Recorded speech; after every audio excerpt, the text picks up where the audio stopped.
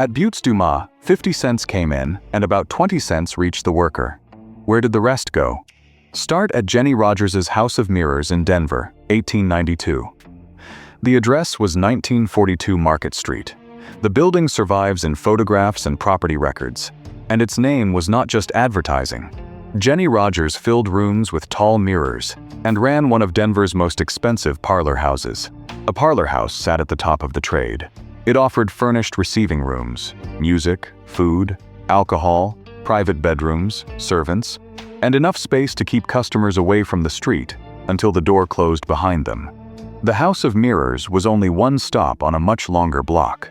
Denver directories and Sanborn fire insurance maps placed the red light district along Market Street, roughly from 16th Street toward 23rd Street by 1890. The maps did not always print the word brothel. They used female boarding, lodging, or other harmless labels. City directories used sporting house, assignation house, or furnished rooms. Police and census records often called a resident an inmate. That word did not necessarily mean prisoner. It usually meant a woman living inside the house, though it could hide whether she worked there, cooked there, cleaned there, or simply rented a bed. An 1892 pleasure directory made the hierarchy plain. Jenny Holmes advertised a house at 2050 Market Street with 23 rooms, 3 parlors, 2 ballrooms, a pool room, and 15 boarders. Her slogan was, "Everything correct." Minnie Hall promoted 30 rooms, 5 parlors, and 20 boarders. These were advertisements, not inspection reports. The room counts may have included public rooms and staff space, and boarder was a polite word for a resident worker. Still, the ads show what expensive houses wanted customers to notice: size, privacy, entertainment, and a carefully managed front door.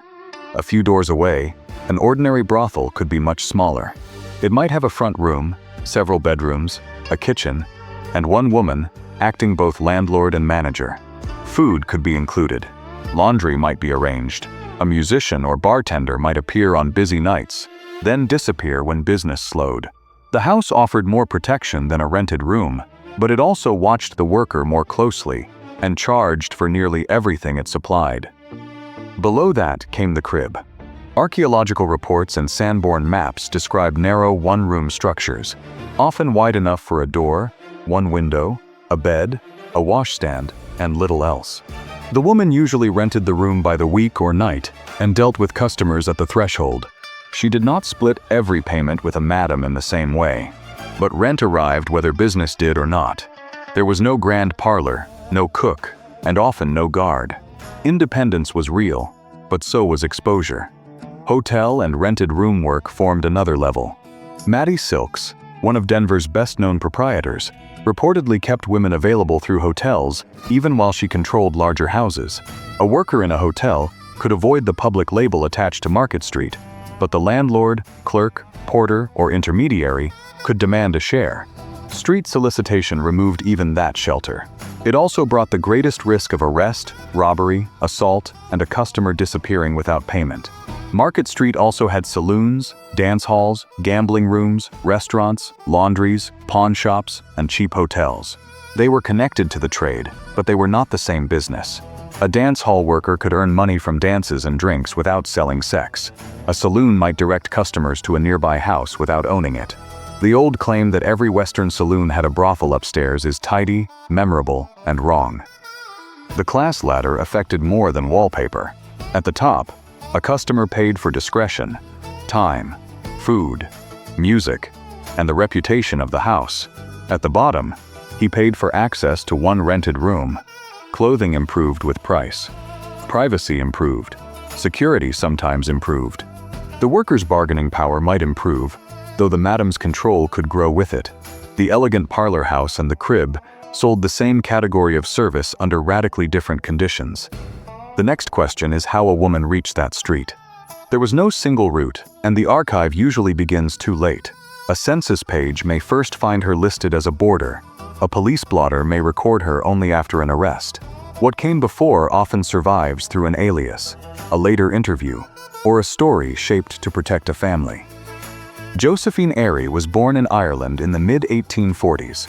She migrated to New York, worked in Chicago, and reached Helena, Montana during the gold rush years. By 1871, she was buying and mortgaging property on Wood Street. Her path led from wage work into prostitution, then ownership. It was not an average career. Josephine had unusual timing, capital, and business skill in a town with far more male miners than women.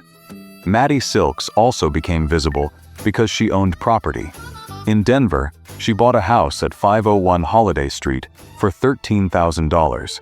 Jenny Rogers used $17,000 in capital to develop the House of Mirrors. Those sums belong to proprietors with credit and real estate. They do not reveal what Anna Gould's boarders or the unnamed women in directories took home. For a woman arriving alone, the comparison was often between bad options. Domestic service could include food and lodging, but cash wages were low and hours were long. In 1883, an Irish servant named Annie Carroll wrote from Chicago that she earned $2.50 a week. Laundry, restaurant work, sewing, and hotel cleaning were irregular and exhausting.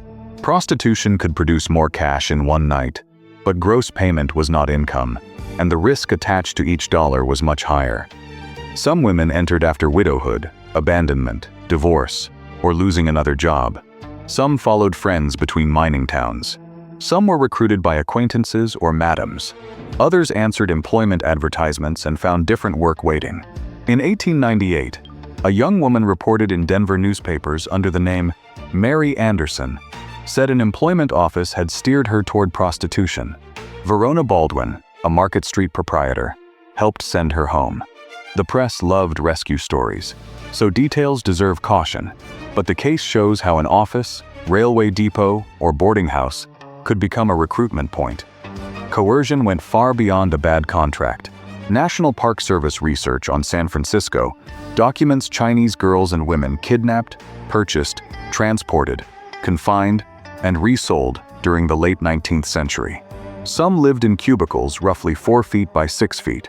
Restrictive immigration law, language barriers, debt claims, racial violence, and threats against family could make escape dangerous. That was not every Chinese woman's experience, and it should not erase women who worked independently. It was still trafficking. Debt could begin before the first customer.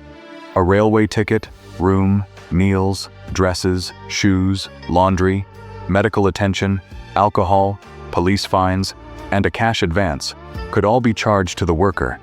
A proprietor might say she could leave after paying the account, then add charges faster than she cleared them. This was not legal chattel slavery. The distinction matters. It does not make confinement, threats, withheld clothing, or fraudulent debt harmless. Age creates another trap. Newspapers called adult women girls, directories advertised young ladies. Neither phrase proves that someone was a minor. When court files do document minors, the issue is exploitation, not colorful frontier custom. The record must establish age before the story does. Lena Rosa appears in an 1876 Denver newspaper because she worked at a house in the district called Bugtown. The paper linked her death from morphine to a letter ending a relationship and reported that she left a 9-year-old daughter. Newspapers often turned private pain into a moral lesson. The reliable core is narrower. Lena worked in a brothel, morphine was involved, and a child survived her. Her route into the house is unknown. That missing beginning is common. A woman might arrive seeking income and shelter. She might arrive under pressure, deception, or force. Either way, the house could provide a room, food, clothing, and customers. Then, every item supplied by the house could become another charge against her. By late afternoon, work inside the house had already started. Bedrooms needed cleaning. Sheets and towels had to be washed, dried, folded, and returned. Baths required water and fuel. Dresses needed repair. Hair had to be arranged. Meals had to be prepared for residents who might remain awake until morning. None of this appeared in the advertised price, but somebody did it. A large parlor house could employ a madam, housekeeper, cook, maid, laundress, musician, bartender, porter, guard, and sometimes a doctor on call. The women selling sex were only part of the payroll. In a smaller house, one person handled several jobs. In a crib, the worker handled almost all of them herself and still paid rent. Laura Evans, who later ran houses on Market Street, remembered arriving in Denver without understanding the local trade. She said, "I didn't know anything about this business in Denver. Even an experienced woman had to learn a town's rules. Which streets were tolerated, which police officer collected fines, which hotel clerk could be trusted, which customer had caused trouble, which madam paid fairly, and which ledger could never be satisfied." The evening usually began with waiting. Music, conversation, dancing, and drinking were part of customer selection in expensive houses. A worker might be expected to sit in a parlor, encourage alcohol sales, and keep a man spending before any private negotiation. Some houses paid women a percentage of liquor sales. That created income and gave the proprietor another reason to push drinking. It also made intoxication a workplace hazard. Payment rules changed by city, house, and year. Some madams took a fixed share. Some charged room and board, then let a worker keep more of each payment. Others combined a house share with charges for clothing, meals, laundry, and medical visits. Surviving accounts from the Dumas in Butte near the turn of the 20th century describe a 50-cent charge with roughly 40% going to the worker. About 20 cents went to her, and 30 to the house before her expenses. It was one arrangement, not a rule for the West. Crib workers faced the opposite problem. A later Portland record gives a rent of $15 a week for a crib in the North End. A woman could keep money collected after rent, but the landlord was paid first. Sickness, arrest, menstruation, pregnancy, or a slow week did not suspend the bill. Landlords have never been famous for that skill. Client screening depended on leverage. A respected parlor house could bar a man known for violence or refuse someone heavily drunk. A madam had reason to protect the building and limit police attention. A worker with savings or loyal customers could refuse more often. Another might be pressured to accept whoever was sent upstairs. A crib worker controlled her door, but nobody inside was available when refusal caused trouble. The records preserve fragments. In Leadville during 1886, Ollie Bartell and Bessie Howard moved through the same dance hall and lodging network. The newspaper treated their arguments as entertainment. It still revealed workers, proprietors, friends, and rivals crossing several businesses. Another Leadville woman known as French Fedora was arrested in 1888 after a dispute inside the district. Police found no customer with her, yet her reputation was enough for action. Inside a house, room turnover could continue for hours. Money was collected, linen changed, water carried, clothing repaired, and the parlor filled again. The worker also performed conversation, attention, and calm while tired or frightened. Repeated sex was the central physical labor, but the job included waiting, negotiation, drinking, cleaning, and managing men who might become insulting or violent. Food and shelter were real benefits. A reputable house might provide meals, warm rooms, clean linen, and someone near the door. Those services gave the madam reason to demand obedience, fixed hours, approved clothing, and a share of earnings. A crib offered fewer services and fewer rules. It also left the worker alone with rent, laundry, meals, medical costs, and security. Tips could improve a night. Gifts could be sold or pawned. A regular customer could reduce uncertainty. None was guaranteed. From the advertised charge came the house share or rent, food, clothing, alcohol, laundry, fines, debt, and lost days.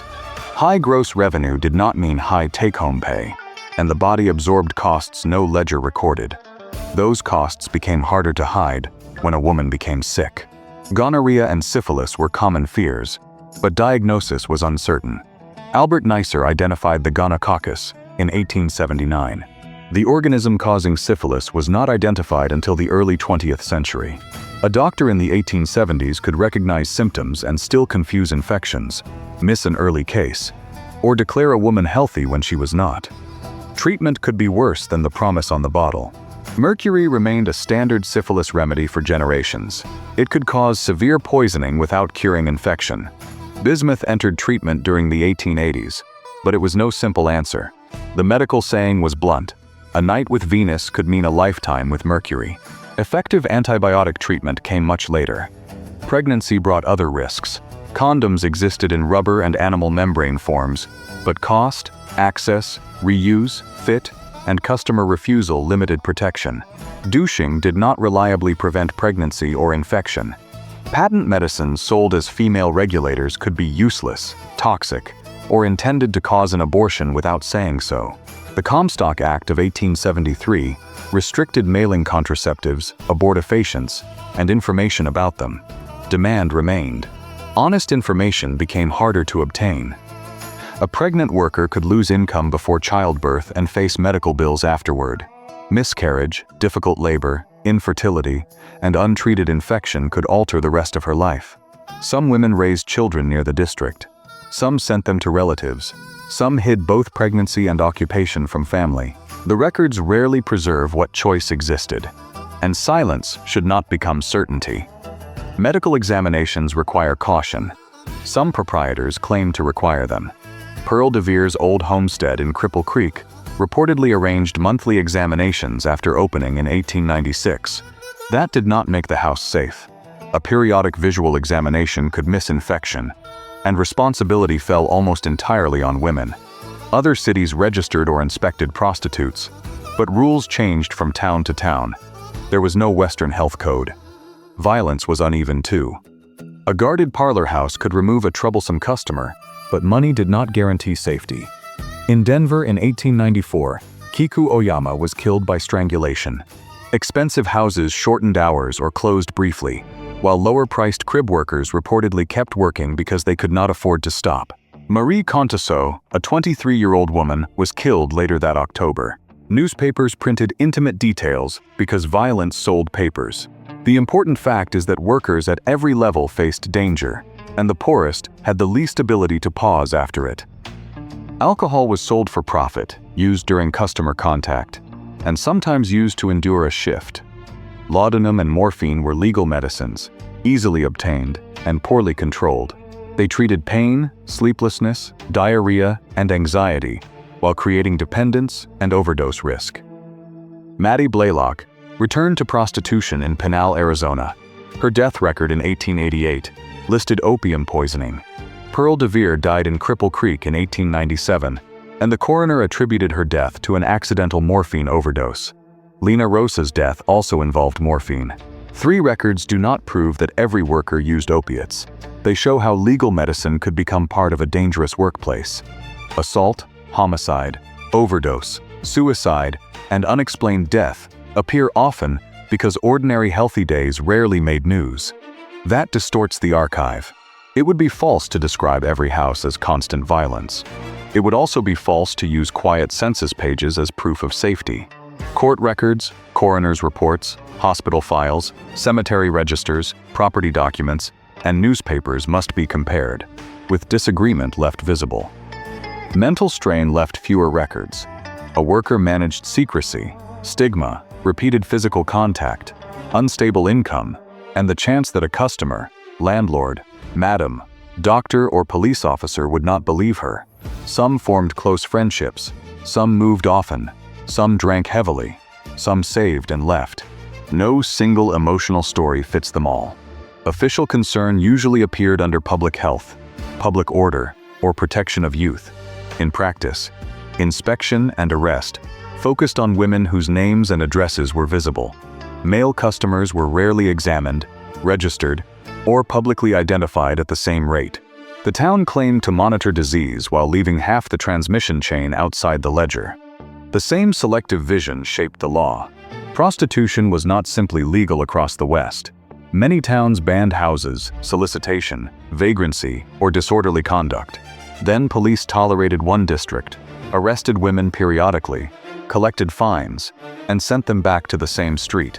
Public morality and municipal cash shared an office without much trouble. Leadville newspapers show the process. Ida Jones was fined $5 plus costs for prostitution. May Jones was fined $10 plus costs after a charge involving prostitution and drunkenness. The fines did not close the trade. They became operating expenses paid by the woman, the madam, or both. Denver slowly concentrated prostitution around Market Street from the late 1880s into the early 20th century. The boundary was never clean. Hotels and rented rooms continued elsewhere, and police discretion mattered. In 1894, Sergeant George Tarbox warned a rooming house operator, "Such women must stay below Larimer Street hereafter." The sentence was clear. Enforcement was not. A woman with a powerful landlord, money, or a discreet hotel arrangement could receive different treatment from a crib worker visible at her door. Madams negotiated because some owned valuable property. Jenny Rogers controlled the House of Mirrors. Maddie Silkes bought and sold Denver real estate and survived repeated campaigns. Josephine Chicago Joe Aery built a Helena network, including the Red Light Saloon, the Grand, the Coliseum Variety Theater, and rental property. By 1886, records counted at least 52 white prostitutes in Helena, making the trade one of the city's largest sources of paid work for women outside domestic service. Josephine invested more than $30,000 in the Coliseum and other projects. Belle Crafton, also known as Molly Burns, financed a $12,000 house called the Castle in 1886. Louisa Cusell moved from Helena to Bozeman and bought 15 lots. By 1878, tax records placed her among the wealthiest 5% of Bozeman residents. These women held mortgages, hired workers, and paid taxes in a trade the town condemned. Their success was exceptional. Ownership produced deeds, lawsuits, tax files, obituaries, and photographs. An employee who changed her name and left town could disappear in one railway journey. Famous madams generated paperwork. A crib worker generated a receipt when anyone kept it. Political connections had limits. Laura Evans later praised the mayor and said, "He kept Market Street open." Her memory concerns the early 20th century and reflects a proprietor's view. Tolerance could protect a district from closure. It could also confine women to streets where landlords raised rents and police knew where to collect money. Race changed the map. Denver's Chinese community centered partly around Hop Alley near the Vice District. Black women were pushed toward lower-priced houses beyond 21st Street, where later accounts used two-bit houses, meaning 25 cents. White parlor houses advertised refinement and privacy. Chinese women faced exclusion, immigration restrictions, and organized coercion. Black women faced segregated lodging and harsher assumptions. Women recorded as Mexican, Indian, foreign-born, or colored could be placed into categories that changed with the census taker. The pattern differed by town. Albuquerque concentrated brothels and cribs around Copper Avenue and 3rd Street, and tolerated regular fines paid by madams. Missoula's district grew along West Front Street. A fire in 1892 destroyed 21 buildings, and a proprietor rebuilt in brick at 265 West Front. Anaconda moved its district toward West Commercial Avenue, Lower Main Street, and Levita Avenue, then pushed it north of the tracks during the late 1890s. Geography became regulation. Police protection could become extortion. An officer might remove a violent man, ignore a house for payment, arrest a woman who refused him, or enforce reform with no place for displaced workers to go. Courts could punish assault and still use the victim's occupation against her. Newspapers could demand closure on Monday and advertise sporting houses on Tuesday. The contradiction was the system. Anti-trafficking campaigns and district closures grew stronger after 1900. They exposed coercion and child exploitation, but also gave cities tools to evict adult workers and scatter the trade. The town could denounce prostitution in public, profit from it in practice, and close it when politics changed. Closing a district did not answer each woman's question. Could she leave? And what counted as leaving? A different city might mean the same work under a new name. Marriage or property could create stability, dependence, debt, or several at once. The record gives several outcomes. Josephine Aery became a major Helena property owner. Then the Panic of 1893 crushed her holdings and exposed heavy debt. Most property passed to creditors. She lived above the Red Light Saloon with her husband and died of pneumonia in 1899. Her career contained mobility, ownership, loss, and decline. Calling it either triumph or tragedy removes half the evidence. Louisa Cusell moved to Bozeman, bought 15 lots, and built income through property. Belle Crafton left an estate valued around $20,000 in 1900. Both show that earnings could become land and credit, provided a woman had capital, legal knowledge, and enough healthy years. Maddie Silkes stayed in Denver for decades. She bought property, competed with Jenny Rogers, and later acquired the House of Mirrors. When Maddie died decades later, reports listed about $4,000 in real estate and $2,500 in jewelry. That was substantial, but far below the fortune legend assigned to her. Mortgages, maintenance, legal costs, investments, and time could reduce even a famous madam's wealth. Verona Baldwin acquired a Market Street house, employed women, and later retired. Mary Anderson, the young woman in the 1898 newspaper account, was reportedly sent home before entering a house. One became an owner, one left almost immediately. Neither path can be assumed from a census label. Pearl DeVere moved from worker to proprietor in Cripple Creek. After fire destroyed an earlier house, she opened the old homestead in 1896 with electric lights, running water, and private rooms. She died the next year at 37. Her grave at Mount Pisgah became local legend, while the coroner's finding of accidental morphine overdose remained the harder fact. A luxurious building did not protect its owner from a short life. Maddie Blaylock died in Pinal at 37. Lena Rosa died in Denver and left a daughter.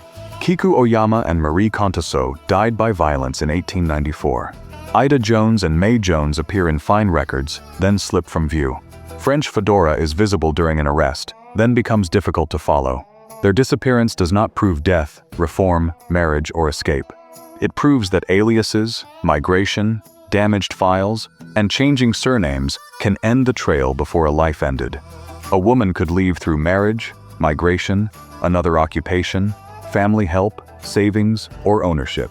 She could also leave through illness, prison, eviction, death, or a railway ticket to another district. Some returned to domestic service or laundry, some became madams, some remained workers, some vanished from identifiable records. Savings depended on position. A parlor house worker might receive higher payments and better food, while surrendering a large share and carrying clothing debt. A crib worker might keep more from each customer while paying high rent and absorbing every lost day. A hotel worker might avoid public arrest while paying intermediaries. A street worker paid no house share and had the least protection. Class changed nearly every calculation. Race narrowed those calculations. Citizenship, language, segregation, and police response affected movement. Pregnancy, infection, injury, addiction, and exhaustion could erase savings. Law might offer protection one night and impose a fine the next morning. Ownership created leverage, but mortgages gave creditors leverage too. The top of the ladder is easiest to see. The House of Mirrors has an address. The old homestead has photographs. Josephine Aery's transactions appear in deeds. A crib worker's room may survive only as a narrow rectangle on a Sanborn map. Her name may be misspelled in one census and replaced by an alias in the next. That is why the romantic version fails. A Western brothel was not one upstairs room over a saloon, and work inside was not one fixed experience. It could mean cash income, food, companionship, and a route into property. It could also mean debt, coercion, disease, violence, arrest, and isolation. Often several were present at once. Working in a Western brothel could mean income, exploitation, mobility, confinement, danger, or several at once. And the difference depended on class, race, health, law, ownership, and the choices a woman was actually allowed to make.